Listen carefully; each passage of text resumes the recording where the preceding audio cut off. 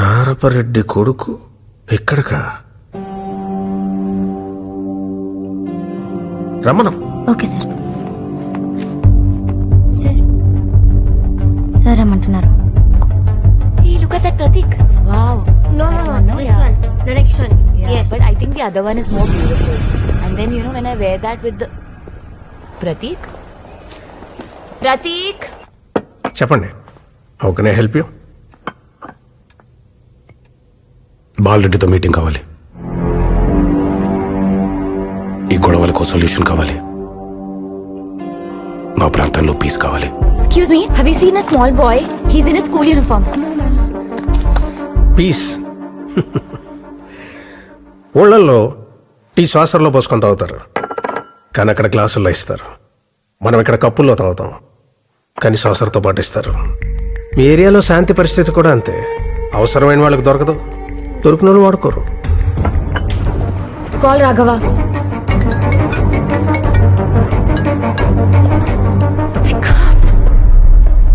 30 ఏళ్ళుగా మీ ఏరియాలో political incharge నేను. అంటే ఎన్నిసార్లు ఈ సోకాల్డ్ పీస్కి నేను ట్రై చేసి ఉంటాను. నా ముందు షేక్ హ్యాండ్లు ఇచ్చుకుంటారు, బయటకు వెళ్ళి బాంబులు పేల్చుకుంటారు. రాఘవరెడ్డి గారు, వైలెన్స్ మీ డిఎన్ఏలో ఉంది, మార్చలేము. పర్లేదు మాట్లాడండి please. Sorry sir. Hello. Hello, ఇంతకుటి నుంచి ఫోన్ ఎత్తవేంటి నువ్వు? నేను చిన్న మీటింగ్లో ఉన్నాను, చెప్పు. తమ్ముడికి స్కూల్ యూనిఫామ్ తీసుకోవడానికి మాల్కి వచ్చాం, వాడు కొనపట్లేదు. అక్క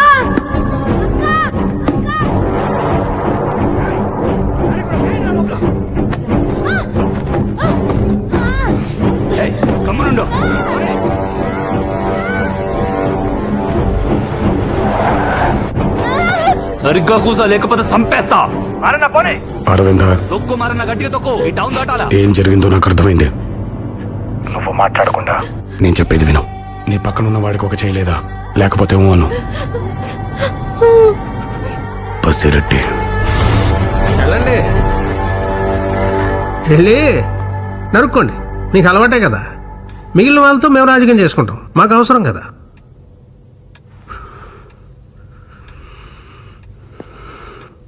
ఇంకోటి చెప్పండి సార్.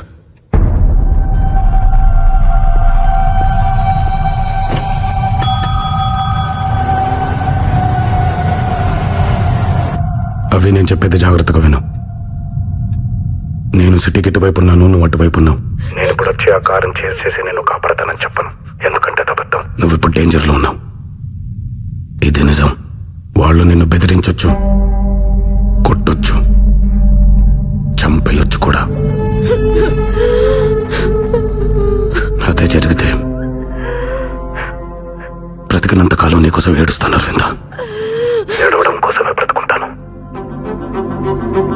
స్పీకర్ ఆన్ చేయి.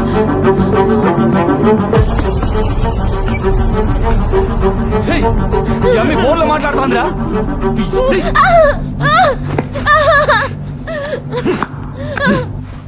మీరు ఎవరో ఏందో నాకు తెలియదు సామే, కనుక్కుంటా. పెద్ద కష్టమేమీ కాదు. మీరెత్తుకొచ్చి నమ్మి నాకు కావలసిన మనిషి. ఈ పొద్దు మీరు ఆమెను ఏమైనా చేయొచ్చు, కానీ రేపు నాది. ఇప్పటిదాకా మీరు మగాడు ఆడదాన్ని చేర్చేది వినుంటారు, కానీ ఇప్పుడు మీకొక్క మగాడు మగాడిని చేరిస్తే ఎట్టుంటాదో చూపిస్తాను. ఇవాళ నుంచి మీ పల్లెలో ఏ కొమ్మలో ఆకల్లాడినా, ఏ కొట్టంలో ఆవర్చినా, ఏ చెట్టు మీద పెట్టలేచినా, అది మహానంది గారి వీర రాఘవరెడ్డి కత్తి వాదరలికిడే.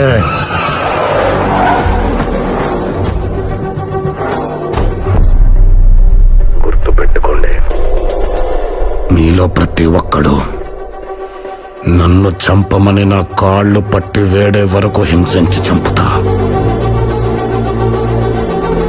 ఈ క్షణం నుంచి మిమ్మల్ని భయపెట్టేది చావు, మిమ్మల్ని వెంటాడేది చావు, చివరికి మీరు కోరుకునేది కూడా చావే.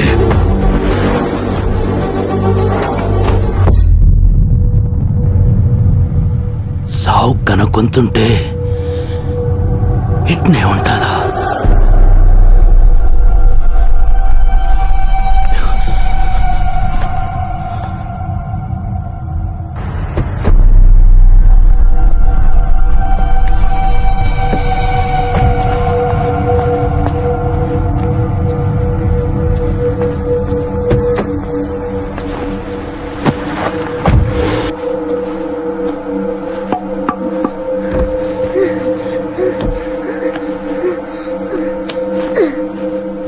బాలరెడ్డి, గొంతు గుర్తుపట్టినావా?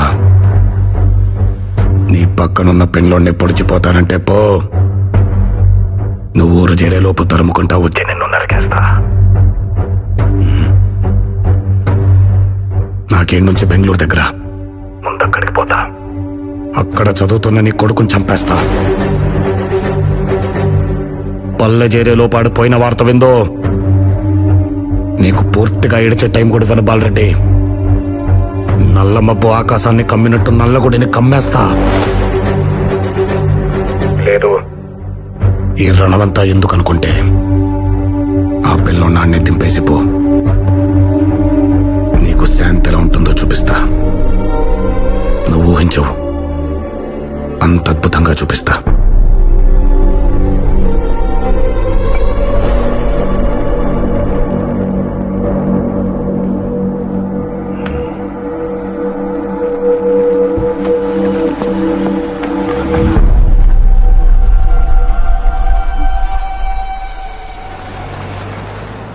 అవి మీరు అక్కడే ఉండండి, వస్తున్నాను. మాట్లాడితే మా వాళ్లే కాదు సార్, మా శత్రువులు కూడా వింటారు. మీరు చూశారు, వైలెన్స్ మా డిఎన్ఏ కాదు సార్, మా మీద రుద్దపడ్డ అత్యవసర పరిస్థితి.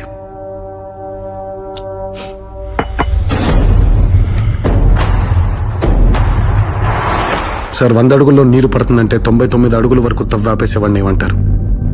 మీ విజ్ఞతగా వదిలేస్తున్నాను. ఈ ఒక్కడుగు 100 అడుగులతో సమానం సార్. తవ్వి చూడండి.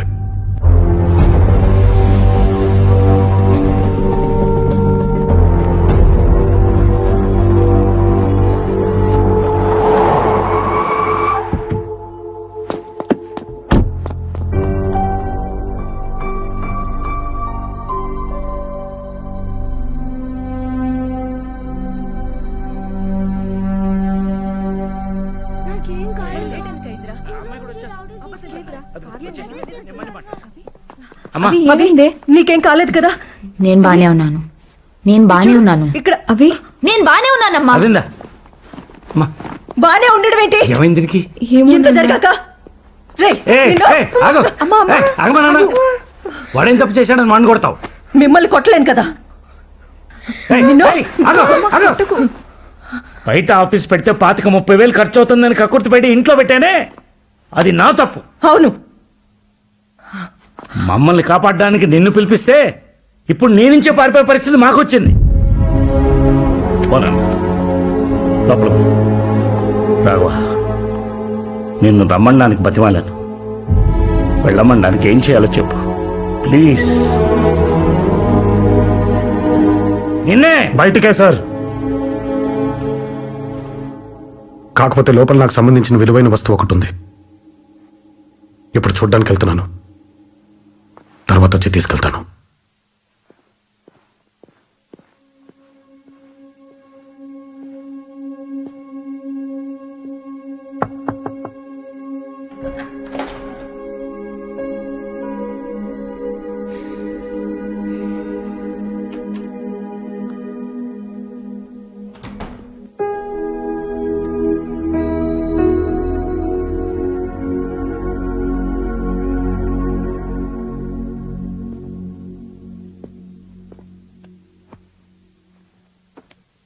అవి నేను ఫస్ట్ టైం కలిసినప్పుడు నా సమస్యలకి నీ వల్ల సొల్యూషన్ దొరుకుతుందని అనుకున్నాను. ప్రాసెస్లో ఎక్కడో ఆ సొల్యూషన్ నువ్వే అని బిలీవ్ చేయడం మొదలు పెట్టాను. తప్పు.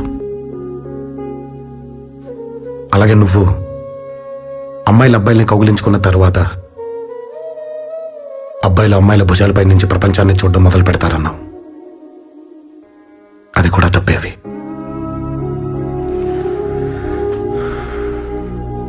ఎందుకంటే ప్రతి అబ్బాయి ప్రపంచాన్ని గెలుద్దామనే బయలుదేరతాడు నాలాగా.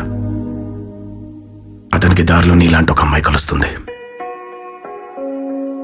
ఇప్పుడు ఈ అమ్మాయిని మిస్ చేసుకుంటే మళ్ళీ దొరకదనే భయంతో ముందు ఇది, తర్వాతే మిగతావనుకుంటాడు. కానీ మీరేమో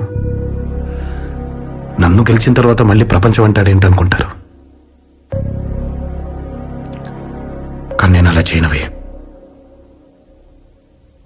నా యుద్ధం గెలిచిన తర్వాతే నీ దగ్గరకు వస్తాను. ఆ రోజు నువ్వు నన్ను కౌగిలించుకునే ఒక్క సెకండ్ ముందు నేను కళ్ళు మూసుకుంటాను. అలాంటి మగాడిని నీకు పరిచయం చేస్తాను.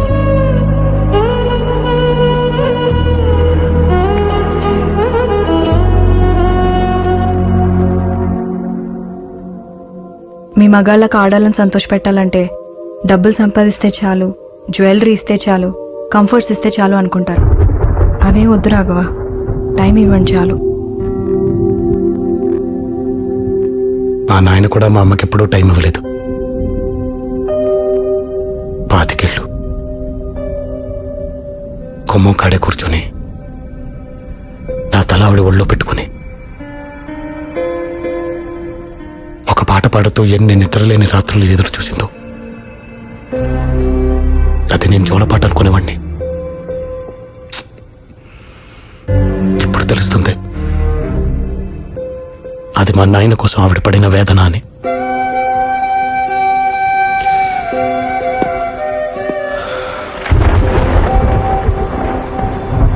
ఛ! ఎంత పని చేసినావు నారపరెడ్డి. నీ పెండ్లాన్ని ఇంత రుష్టి పెట్టినవే. ఒక్కసారిగా మా అమ్మ పాడిన పాట నువ్వు వినుంటే ఆడున్నా వాలిపోయాడు కదా.